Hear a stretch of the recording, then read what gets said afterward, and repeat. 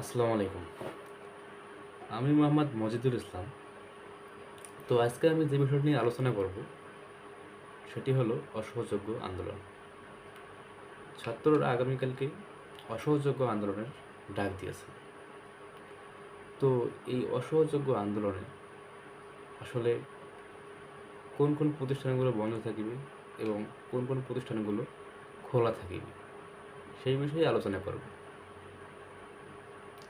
১ নম্বরে বাংলাদেশের কোনো নাগরিক ট্যাক্স বা খাজনা দিবেন না। ছাত্রদের অসহযোগ্য আন্দোলনের মধ্যে এটাও যোগ আছে। তাদের মোট ১৬টি নমুনা আছে, তা আমি একের পর এক বর্ণনা করে শোনাইতেছি। ২ নম্বরে আছে আপনারা বিদ্যুৎ বিল, পানির বিল, ইউটিলিটি বিল এগুলো বন্ধ করবেন, মানে এই বিলগুলো আপাতত দেবেন না। ৩ নম্বরে সকল ধরনের সরকারি বেসরকারি সব ধরনের অফিস আদালত বন্ধ থাকিবে। ৪ নম্বরে শিক্ষা প্রতিষ্ঠান বিশ্ববিদ্যালয় বন্ধ থাকিবে এবং অনির্দিষ্টকালের জন্য শিক্ষা প্রতিষ্ঠান বন্ধ থাকিবে সকল প্রকারের। তারপর হলো ৫ নম্বর হলো প্রবাসী ভাই বোনেরা আপনারা ব্যাংকের মাধ্যমে রেমিটেন্স পাঠাবেন না। ৬ নম্বর হলো বন্দরের কর্মীরা আপনারা কাজে যাবেন না, মাল খালাস করবেন না। ৭ নম্বর হলো দেশের কোনো কলকারখানা চলবে না, বিশেষ করে শিল্প কারখানা যেমন গার্মেন্টস শিল্প, ট্যানারি শিল্প ইত্যাদি আর কি শিল্প বলতে যা আছে,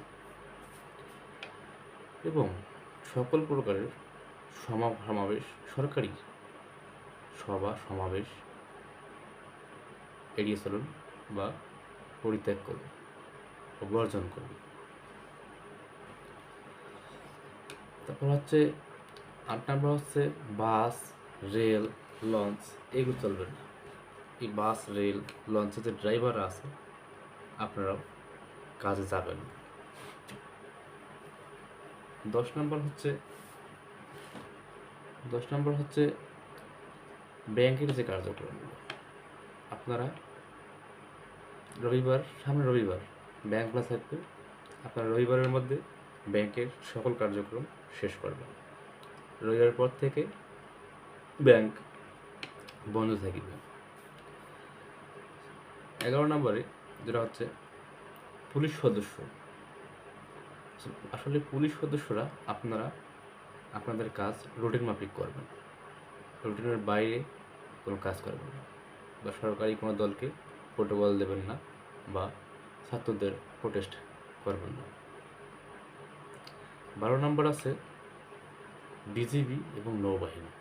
বিজিবি এবং নৌবাহিনী আপনারা আপনাদের এরিয়ার মধ্যে কার্যক্রম চালাবেন বা আপনাদের বর্ডারের মধ্যে, তাছাড়া অন্য কোনো বাহিনী বাহিরে বের হতে পারবে না।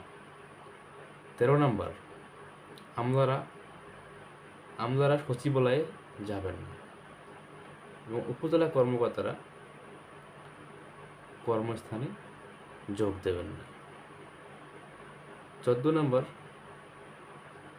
বিলাসবহুল যে দ্রব্যগুলো আছে এইসব দোকানপাট বন্ধ রাখতে হবে, কারণ এগুলো নিত্য প্রয়োজনীয় না।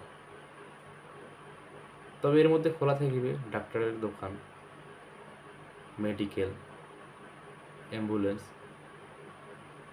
জনস্বার্থে যেগুলো লাগে আর কি সেই সব খোলা থাকবে। ১৫ নম্বরে স্বৈরাচার সরকারকে বয়কট করুন এবং তাদের সকল প্রকার খবর প্রচার তাদের বন্ধ রাখুন। ১৫ নম্বর বিমানের সকল কার্যক্রম বন্ধ থাকবে, আপাতত কেউ দেশ ছেড়ে বাইরে যেতে পারবেন না। তার মানে তো বুঝতে পারছেন। তো এই ছিল অসহযোগ্য আন্দোলনে যা যা বন্ধ বা খোলা থাকিবে সেই বিষয়। তো আসুন আমরা সবাই অসহযোগ্য আন্দোলনে যোগ দিই এবং অসহযোগ্য আন্দোলনটি সফল করি। আমাদের অনেক ভাইয়েরা গুলি খেয়ে মারা গেছে, আসলে অনেক দুঃখের বিষয়। আজকে আমি